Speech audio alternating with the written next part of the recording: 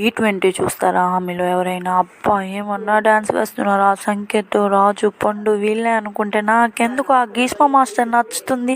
అసలు ఎంత నచ్చుందో అయితే మాటల్లో కూడా చెప్పలేను. అసలు నేను మ్యానుఫ్యాక్చర్ కూడా చేస్తున్నాను గ్రీష్మ మాస్టరే విన్ అవ్వాలని. ఈరోజైతే నేను హల్వా పూరి అయితే చేశాను. ఇది అన్నీ కొన్ని ఉన్నాయి కాబట్టి పడేయడం ఇష్టం లేక అన్నిటిని కలిపి ఒక రెసిపీ అయితే చేస్తున్నాను. టేస్ట్ చాలా బాగా అయితే కుదిరింది. అలా చేశాను, చూసేద్దాం రండి.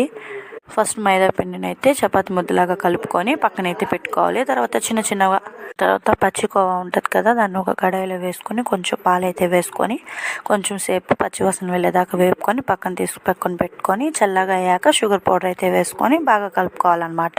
ఇంకేముంది, ముందుగా ప్రిపేర్ చేసుకున్నాం కదా చపాతి ముద్దని, దాంట్లోకి ఈ కోవాని అయితే వేసుకొని వీడియోలో చూపిస్తున్నట్టయితే ప్రెస్ చేసుకొని ఆయిల్లో డీప్ ఫ్రై చేసేసుకుంటే టేస్టీ హల్వా పూరి అయితే రెడీ. మరొక రెసిపీస్తో మళ్ళీ కలుద్దాం. బాయ్.